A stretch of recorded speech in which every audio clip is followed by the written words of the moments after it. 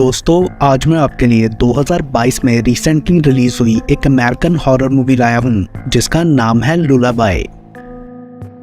Film के start में हम एक लड़की को देखते हैं जिसने अपने बच्चे को उठा रखा था। वो एक रूम में जाकर हथौड़े से मिरर तोड़ देती है। उसका हस्बैंड भी घर के बाकी मिरर्स तोड़ रहा था। देन वो लड़की बच्चे को कॉट में लिटाकर रूम से बाहर जाती है तो पीछे से एक बच्चे की तरह की इवल एंटिटी वहां आकर बेबी के गाल पर स्क्रैच करती है। दूसरी तरफ उसका हस्बैंड भी जब एक मिरर को तोड़ने जाता है तो उसमें से भी इवल एंटिटी निकलकर उसे हॉन्ट करती है, जिसके बाद हम उसको मरा हुआ देखते हैं। और तभी वो लड़की अपने बच्चे को देखकर जोर जोर से रोने लगती है, शायद वो भी मर चुका था। उसके बाद सीन शिफ्ट होता है और हम एक और फैमिली जॉन, रेचल और उनके न्यूबॉर्न बेबी एलाई को देखते हैं। वो लोग अभी अभी हॉस्पिटल से घर आए थे। तभी रेचल की मॉम की तरफ से उन्हें कोई पार्सल आता है जिसमें रेचल की सिस्टर विवन के बेबी की चीजें थी। यहाँ पता चलता है कि स्टार्ट में दिखाई जाने वाली फैमिली रेचल की सिस्टर की थी। उन चीजों में रेचल को एक एंशिएंट बुक भी मिलती है जिसमें हर्बियो लैंग्वेज में कुछ लिखा था। जॉन बुक देखकर बताता है कि इसमें रिलीजियस सॉन्ग या लोरी जैसा कुछ लिखा है। रेचल उसमें दिए गए म्यूजिक से टोन बनाने की कोशिश करती है और हम देखते हैं कि इलाई उससे डिस्टर्ब हो रहा था। तभी फोन रिंग होता है और रेचल गाना छोड़कर फोन सुनने चली जाती है। वो दोनों अपने बच्चे को लेकर बहुत खुश थे। उसके बाद हमें 6 महीने बाद का टाइम दिखाया जाता है। अब उनके लिए बच्चे को संभालना काफी मुश्किल हो रहा था क्योंकि वो हर वक्त रोता रहता था और वो लोग उसकी वजह से सही से सो भी नहीं पाते थे।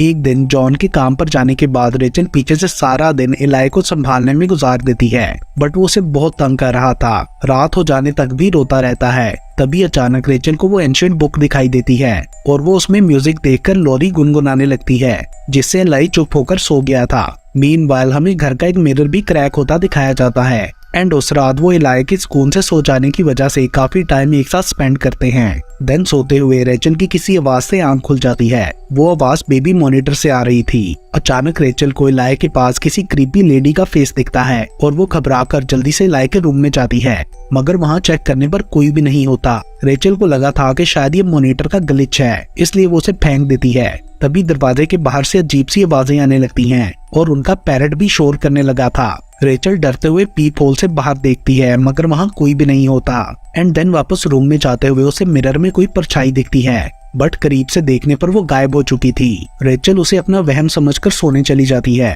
नेक्स्ट डे जॉन शावर ले रहा होता है तो रेचल भी उसके पास आ जाती है। तभी जॉन को सामने आईने में रेचल की जगह कोई क्रीपी लेडी दिखती है और वो बुरी तरह डर जाता है। इस सब में रेचल नीचे गिर गई थी और वो जॉन से नाराज होकर वहाँ से चली जाती है। कुछ देर बाद जॉन उसे बताने और अपोलोजाइज करने की कोशिश करता है, मगर वो नहीं सुनती और इलाई को लेकर बाहर चली जाती है। उसे न्यू बेबी मॉनिटर लेना था। पीछे से जॉन उस आईने में आई क्रैक को नोटिस करके काफी हैरान होता है।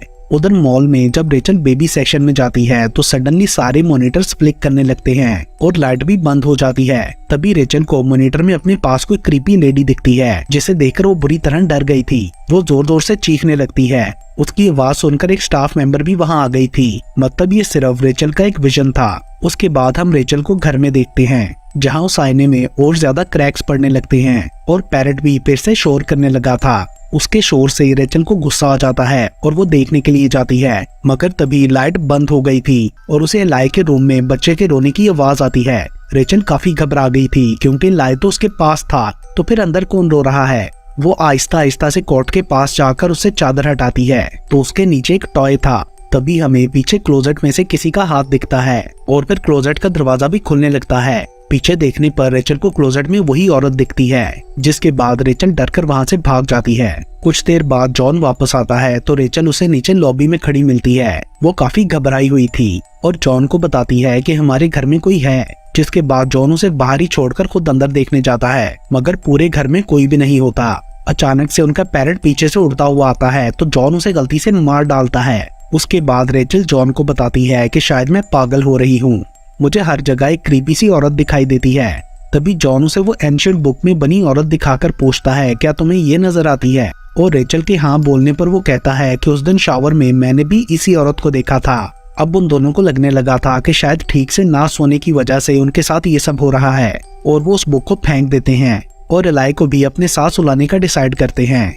आधी रात को जॉन को किसी बच्चे के रोने की आवाज आती है और वो नींद में उसके पीछे चलता हुआ बिल्डिंग से नीचे पहुंच जाता है। आवाज गार्बेज कंटेनर में से आ रही थी जहां उसे अपनी फेंकी हुई वही बुक मिलती है। जॉन उसे वापस ऊपर ले आया था।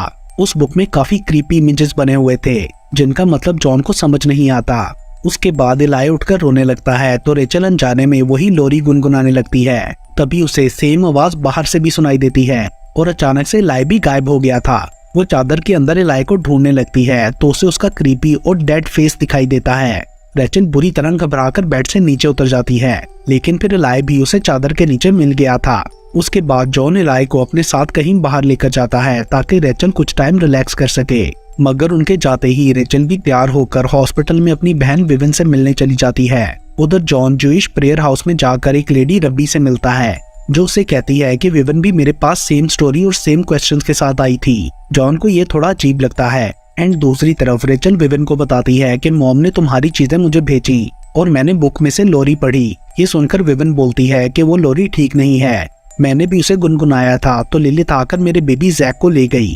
दूसरी तरफ वो लेडी भी जॉन को लिलित के बारे में बता रही होती है कि लिलित वो पहली औरत थी जिसे गॉड ने एडम के साथ हेवन में रहने के लिए बनाया। दोनों बहुत खुश थे और उनका एक अपना स्पेशल सॉन्ग था जिसे एडम उसके लिए गुनगुनाया करते थे। और जब लिलित को गॉड ने हेवन से बाहर निकाल दिया तो वो जंगलों में भटकने लगी और उसने वुल्फ्स के थ्रू अपनी प्रजाति को जन्म दिया जो कि डिफॉर्म्ड थे, आधे इंसान और आधे कुछ और। एंड देन एडम और ईव के परफेक्ट बच्चों को देखकर उसने उन्हें चुराना शुरू कर दिया। ऐसा जनरेशंस तक चलता रहा और आखिर गॉड ने एडम और ईव की प्रार्थना को सुनते हुए लिलित को पाताल में भेज दिया।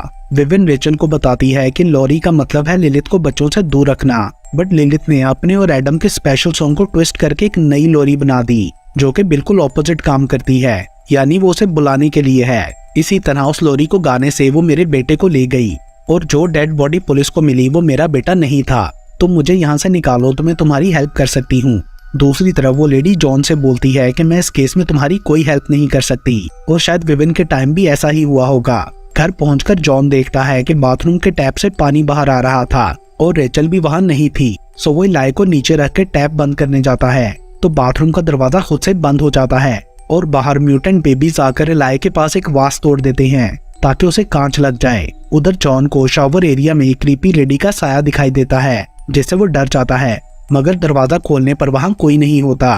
तभी बाहर से इलाई के रोने की आवाज आती है और वो बाहर जाता है जहां रेचल ने पहुंचकर इलाई को उठा लिया था और उसे चोट भी नहीं लगी थी। रेचल के साथ विविन भी आई थी जो बोलती है कि लिलित के सर्वेंट्स यहाँ आए थे जिन्होंने इलाई को हार्म करने की कोशिश की। वो घर के सब आईनों को ढकवा देती है ताकि लिलित उन पर नजर ना रख सके।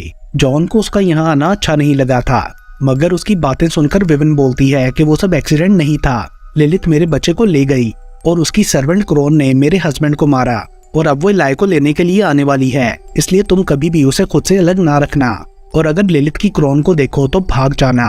तभी जॉन को एक और आदमी की कॉल आती है जो कहता है कि रब्बी ने बताया कि तुम्हारे पास कोई बुक है और तुम्हें हेल्प चाहिए, जिसके बाद जॉन उस आदमी से मिलने के लिए घर से बाहर चला जाता है। पीछे रेचल के पूछने पर विविन बताती है कि उसे ये बुक एक एंटीक शॉप से मिली थी और उसने उसे फेंका इसलिए नहीं क्योंकि ये प्रूफ था कि लिलित एग्जिस्ट करती है और जो कुछ उसके साथ हुआ वो रियलिटी है। उधर जॉन एड्रेस पूछते पूछते उस आदमी तक पहुंच जाता है जिसे लोग डिबुक मैन कह रहे थे। वो भी एक रब्बी था बट उसकी बॉडी पर काफी सारे टैटूज थे जो जॉन को थोड़ा अजीब लगता है क्योंकि ज्यूइश रिलीजन में इस चीज को अच्छा नहीं समझा जाता था। यहाँ पता चलता है कि जॉन भी एक न्यूली कन्वर्टेड यहूदी था। वो आदमी बोलता है कि मुझे ज्यूइश सेमेट्री में जाने की इजाजत नहीं इन टैटूज की वजह से। एंड देन वो बुक देखता है और ये जानकर कि रेचल ने ये सॉन्ग गुनगुनाया था, बताता है कि 3 रिचुअल में से पहला तुम लोगों ने पूरा कर दिया है, लिलित अब तुम्हें करीब से देख रही है। ये लोरी गुनगुनाना पहला रिचुअल है जो उसके क्रोन और सर्वेंट्स को बुलाता है। उसके सर्वेंट्स म्यूटेंट बेबीज होते हैं। और दूसरा रिचुअल है किसी जानवर का ब्लड सेक्रीफाइस देना। क्या रिसेंटली तुम्हारा कोई पेट मरा है? जिस पर जॉन उसे पैरेट का बताता है। देन वो बोलता है कि 3rd स्टेप है तुम्हारे बच्चे का खून बहाना, जिसके लिए वो तुम्हें ट्रिक करेगी। इलाई का एक ब्लड ड्रॉप भी गिरा तो लिलित आकर उसे ले जाएगी और उसकी जगह किसी गोलेम को छोड़ जाएगी, जैसा कि विविन के केस में हुआ था। दूसरी तरफ म्यूटेंट बेबीज इलाई के पास पहुंच गए थे, मगर इससे पहले कि वो उसे कुछ करते उसके रोने से रेचल की आंख खुल जाती है और वो उसे उठा लेती है। वो काफी रो रहा था बट विविन के उठाने पर चुप कर जाता है, जिसके बाद रेचल कुछ देर के लिए रूम से चली जाती है। दूसरी तरफ वो रब्बी जॉन को कुछ मंत्र लिख कर देता है और साथ में होली कैंडल्स का एक स्टैंड भी देता है जिनके जलाने से लिलित वहां नहीं आ सकती। जॉन को सुबह तक कैंडल चलाकर मंत्र पढ़ने थे ताकि लिलित उनके घर से दूर चली जाए। साथ में रब्बी जॉन से ये भी कहता है कि उसे पूरे यकीन के साथ ये रिचुअल परफॉर्म करना होगा। रब्बी ने वो बुक भी अपने पास रख ली थी। जॉन वहां से निकलकर रेचल को कॉल करता है, मगर विविन देखकर भी पिक नहीं करती और किचन में से एक सुई लेकर वापस इलाई के रूम में चली जाती है। रेचल बाथरूम में थी कि अचानक उसे विविन वही लोरी गाते हुए सुनाई देती है। वो भागकर इलाई के रूम में जाती है और पूछती है कि तुम ये क्यों गा रही हो और क्या करने वाली हो, जिस पर विविन बोलती है कि मेरे पास और कोई चॉइस नहीं थी। जब लिलिथ इलाई को लेने आएगी तभी मैं अपने जैक को वापस ला सकूंगी।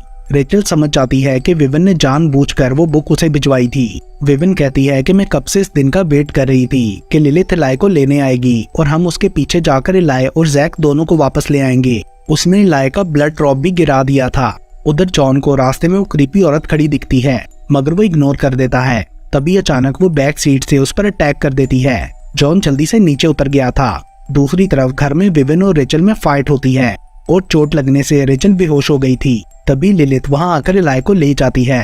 रेचल को होश आता है तो वो इलाई को वहां ना पाकर रोने लगती है। सडनली विविन रेचल को एक आईने के अंदर खींच लेती है। घर पहुंचकर जॉन इलाई की जगह एक डमी बेबी को देखकर समझ जाता है कि लिलिथ उसे ले गई। वो आईने में रेचल को भी देखता है, बट उसके लिए कुछ नहीं कर सकता था। अंदर और भी बहुत से आईने और डमी बेबीज पड़े थे। रेचल उनके नीचे दबने लगी थी। तभी विविन आकर उसे ऊपर खींच लेती है और बोलती है कि इलाई को ढूंढने के लिए उसके नाम से पुकारो। रेचल के ऐसा करने पर उसे इलाई के रोने की आवाज आती है। उधर जॉन अपना रिचुअल स्टार्ट करके रेचल को ढूंढने लगता है। विविन उसे आईनों को ढकने को कहती है, बट जॉन उसकी बात समझ नहीं पाता। तभी क्रॉन वहां आकर कैंडल्स बुझा देती है, बट जॉन के मंत्र पढ़ते ही वो दोबारा जल गई थी, क्योंकि अब वो पूरे विश्वास के साथ मंत्र पढ़ रहा था।